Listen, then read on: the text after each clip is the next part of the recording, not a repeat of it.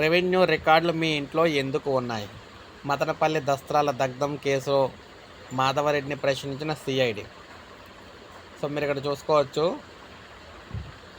తహసీల్దార్, sub collectorate కార్యాలయాల్లో ఉండాల్సిన దస్త్రాలు మీ ఇంట్లో ఎందుకు ఉన్నాయి?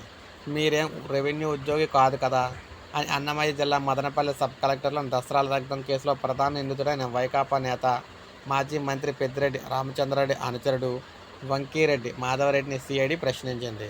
తిరుపతిలోని సిఐడి కార్యాలయానికి రాత్రి ఆయన్ని తరలించారు. మధ్యాహ్నం వరకు ఆయన్ను సిఐడి డిఎస్పి పద్మలత ఆధ్వర్యంలో బృందం విచారించింది. ప్రధానంగా మదనపల్లిలోని మాధవరెడ్డి నివాసంలో దొరికిన రెవెన్యూ రికార్డులు గుర్తించే అధికారులు అయితే ప్రశ్నించారన్నమాట. కేసు విచారణ సందర్భంలో మీ ఇంట్లో తనిఖీలు చేసినప్పుడు దాదాపు 590 రికార్డులు లభించాయి. అవన్నీ ఎలా వచ్చాయి? ఎవరి ఆదేశాలతోనైనా మీరు తీసుకున్నారా అంటూ సిఐడి అధికారులు ప్రశ్నించారు. డీకేటీ భూముల దస్త్రాలు, ఇళ్ల పట్టాల రికార్డులు, రిజిస్ట్రేషన్ అయిన డాక్యుమెంట్లు ఉన్నాయి. అందులో కొన్ని ఫోర్జరీవి కూడా ఉన్నాయని తేలింది. ఫోర్జరీలో ఎవరి హస్తం ఉంది? రాజకీయ పలుకుబడితో కొందరిని బెదిరించి భూములు లాక్కున్నారు కదా. ఫ్రీ హోల్డ్ జీవో 2023 డిసెంబర్లో రాగా అంతకు కొన్ని నెలల ముందే యాజమాన్య హక్కులు ఇచ్చే భూముల వివరాలు మీకెలా తెలిసాయి? రెవెన్యూ శాఖలో ఎవరు సహకరించారు? జీవో రానుందని ముందుగానే ఎవరైనా ప్రభుత్వ పెద్దలు సమాచారం ఇచ్చారా అని ప్రశ్నించారు.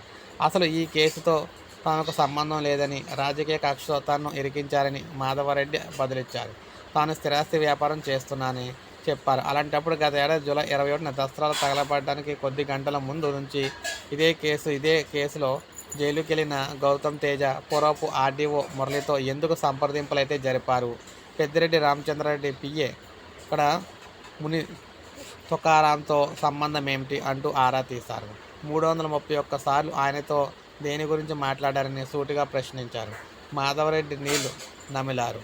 మదనపల్లి ఆర్టీఓ కార్యాలయం పరిధిలో నిబంధనలు ఉల్లంఘించి 22,523 ఎకరాలు ఫ్రీ హోల్డ్ చేశారని, నిషేధిత జాబితా నుంచి 14,000 ఎకరాలు తప్పించారని, ఇందులో మీ ప్రమేయం ఏంటని ప్రశ్నించగా తనకు సంబంధం లేదని ఆయన సమాధానమిచ్చారు.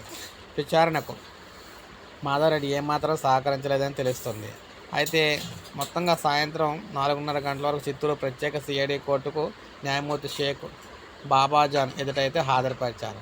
ఇక నిందితుడు పారిపోయే ప్రమాదం కూడా ఉంది. తొలుత మాధవరెడ్డి తరపున అమరావతి నుంచి వచ్చిన న్యాయవాదులు వాదనలు వినిపించారు. అనంతరం సిఐడి ఏపీపీ ఉమాదేవి వాదనలు వినిపించారు. మాధవరెడ్డిని రిమాండ్కు పంపకుంటే పారిపోయే ప్రమాదం ఉందని పేర్కొన్నారు. పెట్టిన సెక్షన్లకు అనుగుణంగా ప్రాథమిక ఆధార పత్రాలు సమర్పించలేదని కూడా జడ్జి షేక్ బాబాజాన్ పేర్కొంటూ రిమాండ్ నివేదికనైతే సవరించాలని చెప్పి సూచించారు. మొత్తంగా అటు వైకాపా శ్రేణులు హల్చల్ అయితే చేయడం జరిగింది. సో ఏది ఏమైనా రాష్ట్రంలో భారీగా భూములు ఫ్రీ హోల్డ్ చేసిన భూములు, అదేవిధంగా భూములకు సంబంధించి కబ్జాలు చేసిన భూములకు సంబంధించి అనేక వివరాలు అయితే ఈయన దగ్గర అయితే దొరకడం అయితే జరిగిందనమాట. సో అందుకే ఈ విధంగా దీంతో అయితే విచారిస్తున్నారు. సో ఏది ఏమైనా భూములకు సంబంధించి చాలా గోల్మాల్ అయితే జరిగింది ఏపీలోని. సో ఇది అప్డేట్. ఒక లైక్ చేయండి, సబ్స్క్రైబ్ చేసుకోండి, మన ఛానల్ సబ్స్క్రైబ్ చేసుకోండి.